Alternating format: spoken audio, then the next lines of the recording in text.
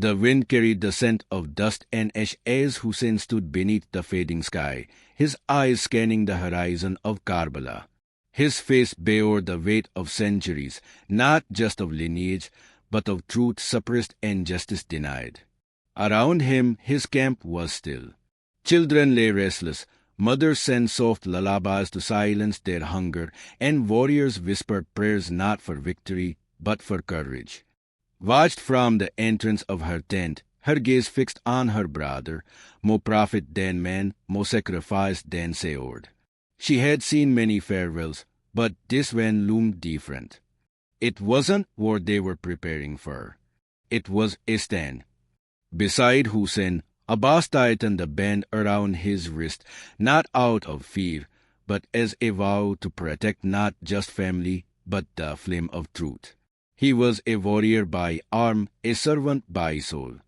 Later Ali Asghar whimpered in his mother's arms, his parched lips trembling against a breast that no longer carried milk. The Euphrates flowed nearby, but its waters had been denied. Not just to quench thirst, but to break spirit. In the enemy's camp, silence reigned differently. Spears clinked against shields, yet hearts were restless. No one wanted to be the first to strike a man who had done no wrong but refused to bow. As the night deepened, Hussain walked through his camp, pausing at each tent. He offered no promises, only presence. At side, he smiled gently and said, "Tomorrow our blood will write what swords could not." She nodded, her silence stronger than any cry. The desert waited. So did destiny. And when dawn would come, it would not rise on just another beta. It would rise on the cry that would reach all the weight. The alleyways of Gaza groaned beneath the weight of grief. Cracked walls whispered stories of families erased, of lullabies unfinished. Amid the debris stood Amal, no more than 10, her eyes older than her frame. She clutched a torn schoolbook to her chest, the pages smudged with dust and memory. Her brother, Yusuf, 14 and already more soldier than child, stood at the edge of the rubble where their home had once been. He no longer flinched at sirens. He no longer cried. Their mother, Layla, moved silently between shattered buildings, offering bread she did not have and comfort she barely believed in. Her husband's blood still stained the threshold where he had shielded their youngest from falling stone. Now she shielded everyone else with only her presence. Beyond them, drones hummed like mechanical insects, watching, waiting. The city had learned to breathe in fragments, to live in pauses between explosions. There was no battlefield here, just bedrooms turned graves. Yet, resistance was not gone. It lived in the boys who carried water and in fire, in the girls who painted sunrises on broken walls. It lived in Yusuf's resolve when he turned to Amal and said, "If they erase us, who will remember?" Their uncle, Ibrahim, once a poet, now a gravedigger, buried not just bodies, but dreams. Still, each grave was marked. Each name remembered. "Martyrs do not vanish," he whispered once, pressing his forehead to the array. "They rise elsewhere." That night, the family sat around a flickering candle, its flame trembling but alive. Amal looked up at the stars through a gaping hole in the ceiling and asked, "Do they see us?" Yusuf answered without looking away, "They will." Karbala saw, and Karbala remembers. The wind carried the name forward, toward a truth yet to be revealed. In the dim stillness of night, the dust of Karbala and the ashes of Gaza seemed to breathe the same sorrow. Layla stood at the edge of a broken courtyard, her face lifted to a sky heavy with memory. She had never been to Karbala, yet somehow she knew its soul. She felt it in the silence before a bombing, in the hush after her husband's last breath. Pain lived in her, centuries apart, yet when wound. Elsewhere, Yusuf pressed his palm to a mural he'd painted, Hussain beneath the burning sun, and a child holding a stone in front of a tank.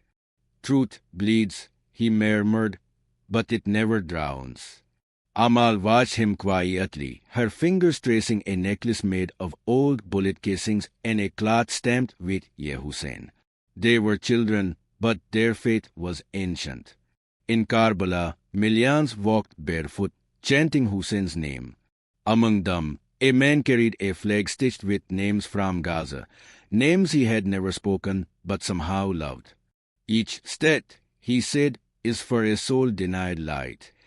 The conflict was not in the bullets or the bombs. It was in the battle between forgetting and remembering, between erasing the oppressed or raising them, between chains and chants. And in that divide, a bridge was rising.